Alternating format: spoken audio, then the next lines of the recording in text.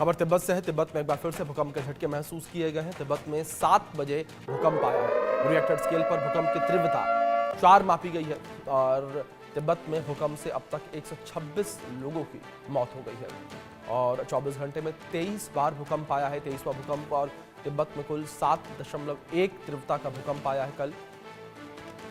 सबसे तेज भूकंप इसे माना गया, जिसकी तीव्रता 7.1 रही है। भारी तबाही देखने को मिली है। 100 से अधिक लोगों की मौत हो गई है। 126 लोगों को कुल मौत बताई जा रही है फिलहाल, जो आंकड़े सामने आ रहे हैं भूकंप की वजह से। रिएक्टर स्केल पर भूकंप की तीव्रता 4 रही है, तो आज भी भूकंप का झटका महसूस किया गया है और रिएक्टर स्केल पर उसकी तीव्रता 4 रही है। और तिब्बत में कल 7.1 तीव्रता का भूकंप आया था। ये बड़ी खबर है जो इस बीच सामने आ रही है। तिब्बत में धरती दहल उठी है, ये बड़ी खबर आप तक पहुंचा रहे हैं। और रिएक्टर स्केल पर भूकंप की तीव्रता 4.0 मापी गई है। दूसरी ओर तिब्बत में भूकंप की वजह से 126 लोगों की मौत हो गई है। ये बड़ी खबर आप तक पहुंचा रहे हैं। 126 लोगों की मौत हुई है। ये बड़ी खबर है जो इस बीच सामने आ रही है। तिब्बत में भूकंप से अब तक 126 लोगों की मौत हुई है। हमारे सहयोगी अजय जांडियाल जुड़ गए हैं खबर पर अधिक जानकारियों के साथ। सीधे उनका रुख करेंगे। अजय, जानकारियां आपसे चाहेंगे। आप जिस तरीके से लगातार तिब्बत में भूकंप के झटके महसूस किए जा रहे हैं, तो वहीं आज सुबह भी भूकंप का झटका महसूस किया गया है और मौत का आंकड़ा 126 पार कर गया। देखिए, तो जो तिब्बत में कल भूकंप आया था, उसकी जो तीव्रता थी वो 7.1, कई इलाकों में 7.2 और 6.8 जो है वो मापी गई थी। और उसी का कहेंगे कि खामियाजा जो है वो वहां के लोगों को भुगतना पड़ा कि 126 लोग जो हैं अभी तक मारे गए हैं।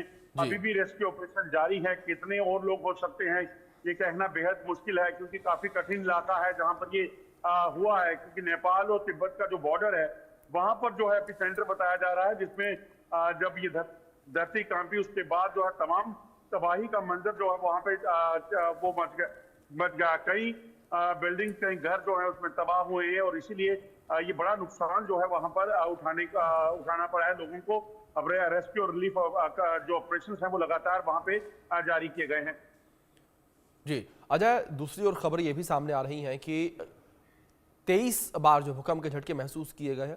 क्या जानकारों का कहना है इस विषय में कि आखिर क्यों बार बार धरती वहां पर हिलती नजर आ रही है?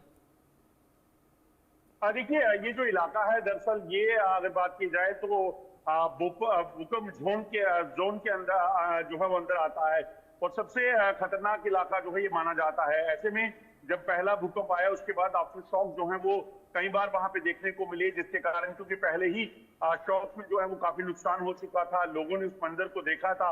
ऐसे में लोगों में काफी पैनिक था और एक जो है लगातार ये आफ्टर शॉक जो है वो वहां पर लोगों को देखने को मिले, जिसके बाद जो है लोग जो है वो काफी घबरा गए।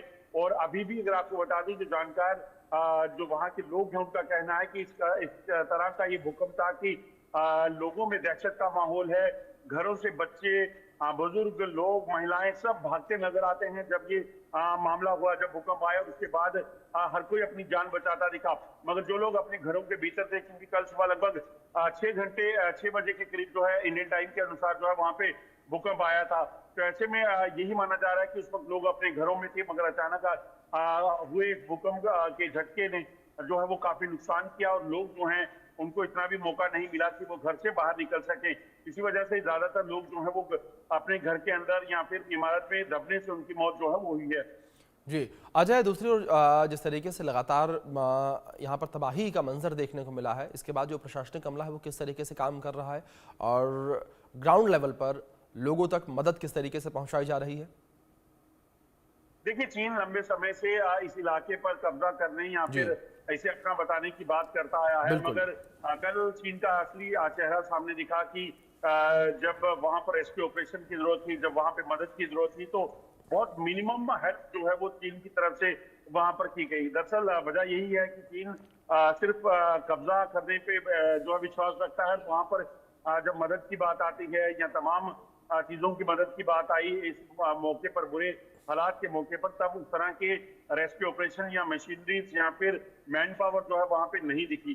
तो यही वजह है कि कहीं ना कहीं चीन इसमें एक्सपोज होता है और इसी वजह से इतनी ज्यादा मौतें जो है अभी तक हो गई हैं, और अभी और कितने लोग वहां दबे हुए हैं, इमारतों के अंदर हैं, बिल्डिंग्स के अंदर हैं, ये कह पाना बेहद मुश्किल है। जब तक पूरा रेस्क्यू ऑपरेशन खत्म नहीं हो जाता, जी। तब तक यकीनन एक बड़ा संकट जो है उन लोगों